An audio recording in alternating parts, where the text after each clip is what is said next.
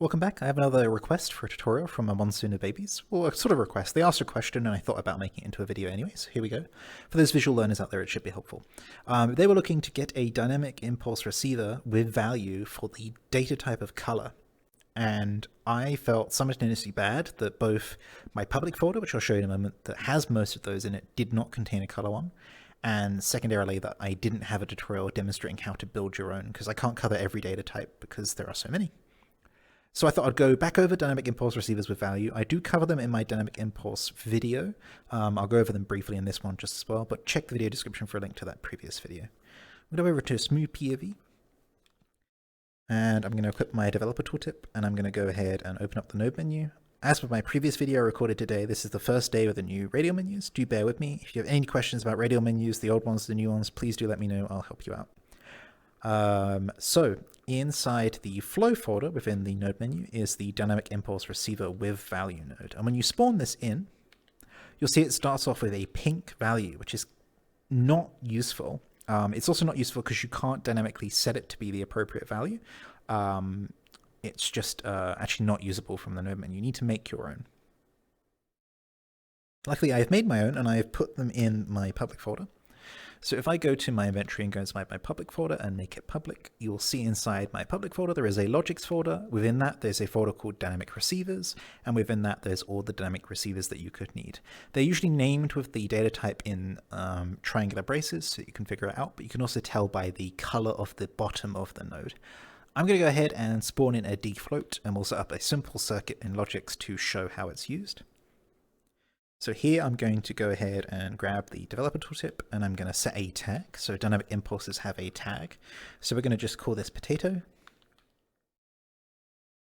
And then on the output to potato, we're going to go ahead and write the number that's received into a variable. So I need a float variable here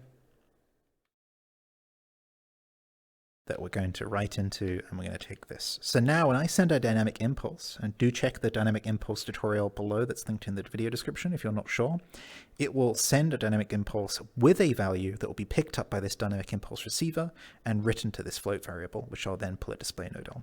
So now what we need to do is write the sender. I'll get rid of this one here. To write the sender, we're going to go back to the node menu, and we're going to go to flow, and we're going to go dynamic impulse trigger with value. And I'm going to say that I want to trigger it manual pulse. I want the tag to be potato. I will need one more node that I forgot to, actually I need a couple more nodes.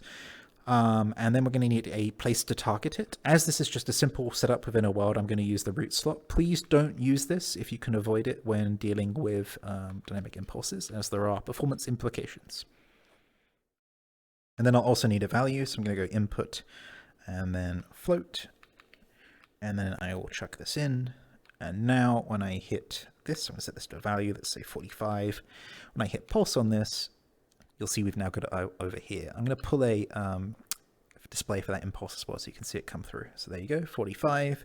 I can change that to, let's say 789. Hit a pulse and you'll see it comes through over there. So that's how you use them. How do you make them? To make them, what you need to do is a few fancy tricks with the developer tooltip. So I'm going to go ahead and grab a developer tooltip. I'm going to equip the developer tooltip and open up the create new menu, and I'm going to go to empty object. Now, empty object is the way I recommend you make blank slots, rather than inspecting the world root and then using the star button. If you do create new empty object, it's perfect. It gives you a blank empty object pretty much where you are located in the world with nothing on it, and you can just go straight away. Once you've got the empty object, go ahead to the attach component menu, go inside the Logix menu, go inside the flow menu, look for dynamic impulse receiver with value T. And then in here, you can find most data types here. You don't even need to type them. If you have a really weird data type, feel free to type it up here. I'll cover that in another video if it comes up, but there should be a lot here. So what we're going to do is scroll down to color, or at least look for it. It might not be here. There it is right at the bottom. And now you'll see that it's attached as a component, but everything is null. That's fine.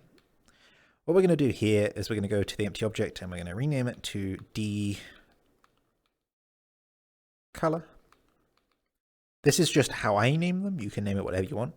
And then we're going to go ahead and grab the developer tooltip. And I'm going to grab the decolor slot on the left here, get it in my hand, see decolor, and I'm going to go to reveal, and there you go. The node is then created itself. And so now if I clear the inspector gizmo by using deselect all, you'll now see we have dynamic impulse receiver with value, and it's called decolor. So what I'm going to do now is I'm going to go ahead and open up my inventory. I'm going to go to the public folder I was just in, dynamic receivers, turn this back onto public, and then I'm going to grab this color node and hit plus, and you'll see it says decolor, and then when I spawn it out, there it is for you to use. So that's color added. I'm going to go ahead and off camera add a bunch more just so that we don't have this problem again. But using this video and following this video through, you should be able to make your own quite easily now. I know it's a little bit of a hassle. The Neos team will eventually fix it, but with this workaround, you can create any that you need, and using the public folder or anyone else's public folder, I don't mind if someone else is collecting them, you can get all the ones you need. I will see you next time. Thank you very much.